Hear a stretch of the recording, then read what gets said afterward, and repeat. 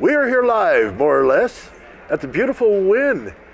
You just are amazed every time I walk in this place, Mark, how absolutely gorgeous it is. And now it's even going to get better. This is the last day for a few months in this location.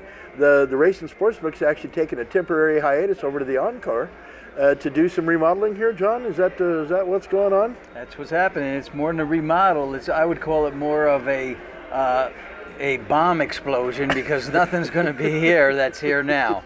So it'll be just a total revamp. And this young man is the Executive Director of Race and Sportsbook Operations here at the Wynn, Mr. John Avello. John, so happy to have you with us today. It seems like kind of a strange time, although I don't know that there's really a downtime anymore in the race and sports books. It used to be there was some off time. You've got the Kentucky Derby, you've got the Final Four, you've got all types of things coming up now.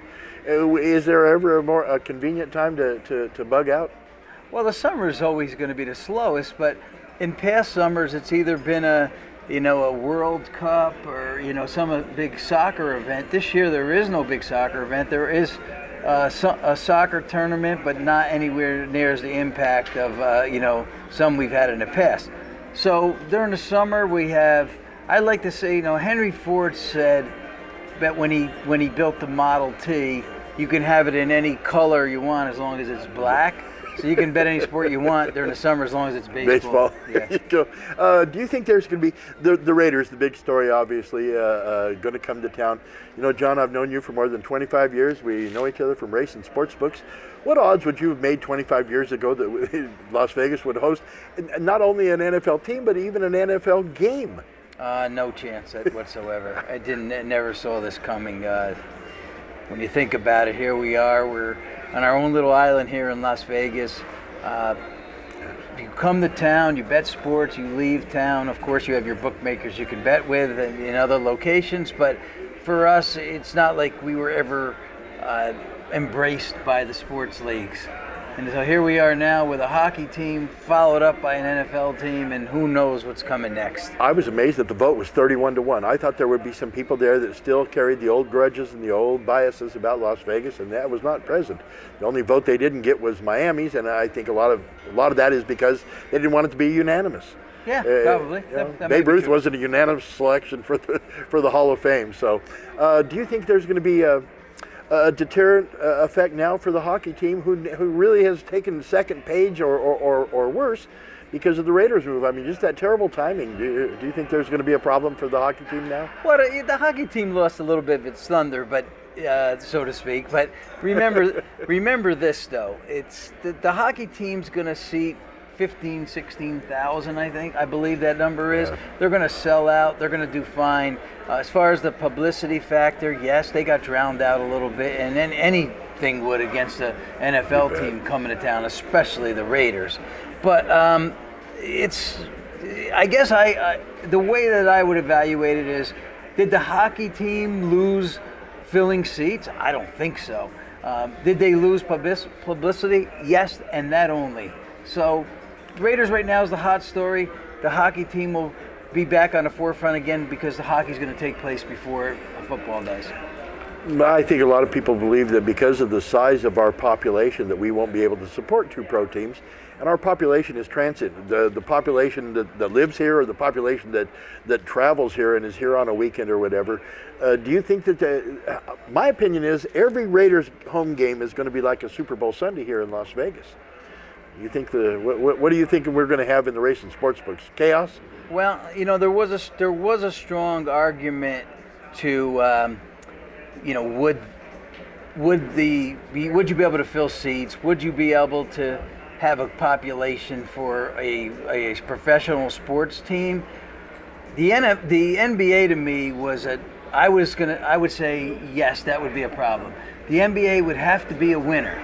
If you're not a winner, if you come to town and you're not a winner, you're going to get a fall off of population in those seats. So the NBA, I thought, was very risky. The hockey team with not a large capacity should do well. I know they sold a lot of season tickets already.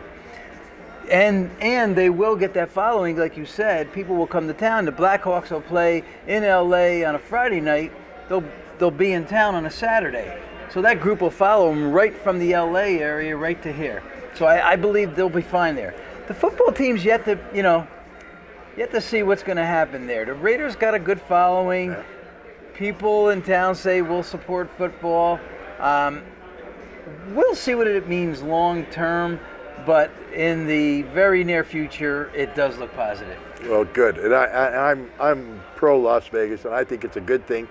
I think it's probably going to be short order that we're going to get an NBA team if one becomes available, if something happens somewhere. I think now we're a candidate, where before we were on the wish list. Now I think we're a viable candidate to have all four major sports in the not too distant future, especially with a dome stadium.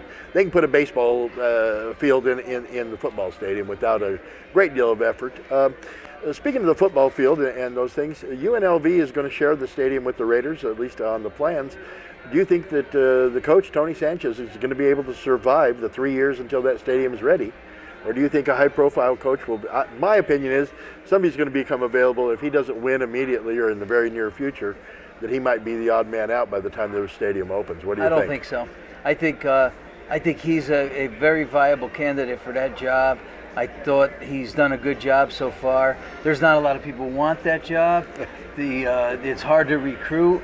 So I believe he'll get that program where they're winning 6 to 8 games per year, and that's about the most you can expect. Yeah. So I expect him to be around. Now, what could happen is, remember, he is a high school football coach turned college coach. Right. Very difficult transition. What could happen is he could become very good at what he's doing, and somebody else may want to take him away from us, and then I don't know what they're going to do to replace him. But I think he's here for the next 3 years because he's a hard worker. He's been able to get some recruits we haven't been able to get in the past. So I expect the program to continue to go north in the next 3 years. I've always said if the coaches at UNLV could just keep the local talent here. You look at the guys that populate the NFL, Brandon Marshall, DeMarcus Murray, on and on and on, that come out of this Las Vegas system that don't play here in Las Vegas in college or whatever. I mean, Bryce Harper was kind of the odd man there in that he played at college CSN before he went on to pro baseball. But if we can keep the talent here locally, that we generate so much of, I think both programs, and I think Coach Menzies with the Runnin' Rebels basketball team is doing a tremendous job, and I look for him to really be a force in the not too distant future, because my opinion is if you can recruit to Las Cruces, New Mexico, you can recruit to Las Vegas, Nevada. Oh boy, if you can keep all the talent in town, we'd be in the top 10 in every sport. Yeah. You know, baseball, great program, football, great local talent. Just in every single sport that we have. Problem is we can't keep them here because other places have more to offer.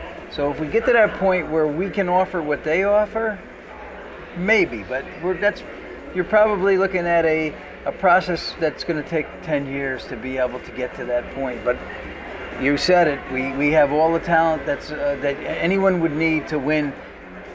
Maybe not national championships because there's a little bit of luck involved there, but certainly be competitive in the top echelon of all sports. Okay.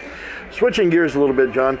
The Kentucky Derby's coming up. It has been lost. We're a month, 5 weeks away from the Kentucky Derby, and nobody's said anything about it. I know one of the front runners was hurt and is no longer a contender.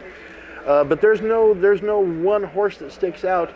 American Pharoah won the Triple Crown, broke that very long drought, and I thought there was going to be a bump gaming-wise. I understand from some of the other race and sportsbook directors that is not the case. There was no appreciable increase that they could detect in horse racing. Did that happen here also? Because of Pharoah winning the Triple Crown? Yeah. Well, it's hard to tell you what the impact is of a horse winning a Triple Crown. I think I noticed it more when I went to Saratoga. He won it. I was up there for the Travers, and he worked out and had an appearance the Friday. He was going to run in the Travers on Saturday. An appearance at 8 o'clock in the morning, and there were 25,000 people there to watch that appearance. So that told me what a Triple Crown winner actually means. It means it brings people out to the racetrack. He's a rock star. People wanted to see the rock star. This year, maybe there is another rock star. Maybe McCracken's a rock star, but we don't know that yet. And we are right now in the season where the Triple Crown preps have made an appearance. So we have about 8 preps coming up, maybe not that many, 6 over the next 4 or 5 weeks. And the Kentucky Derby's very, very close. We're within 5 weeks. So there'll be a prep about a week before, and there's other leading up to it. So we'll see if there's another rock star out there. Out of the 20 horses that are going to start, how many are legitimate contenders to actually wear the roses?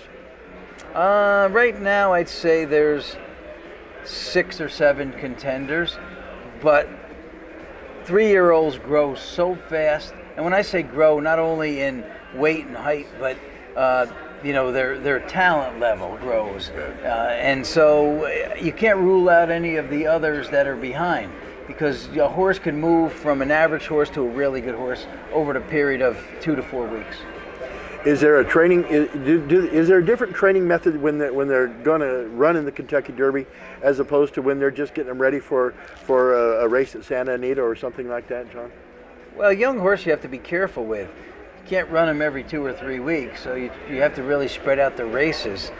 So it's different than training a horse for the Breeders' Cup Classic, where a horse has already been proven. He's most likely he may be a 3-year-old, because American Pharoah won the Classic as a 3-year-old. So he may be a 3-year-old, but for the most part, your older horses are the ones that are running in the other races, and they certainly have a different way of training them than they do the 3-year-olds. All right. Well, John, I thank you very much for your time. Mr. John Avello, Race and Sportsbook Director of Operations of Race and Sportsbooks here at the beautiful Wynn. You're going to be temporarily headquartered over at the Encore until the bomb goes off in here, and we find an entirely new Race and Sportsbook here at the Wynn. Yep. So the national championship game will be our last day in here, and the plan is to open up August 1st, and I hope we do open August 1st and not later than that, because we have a tournament shortly after, a horse racing tournament. Oh yeah. So we really need to be open by August 1st to get a few bugs out before that tournament is on the 5th. And preseason football, the whole shooting match, we're looking forward to.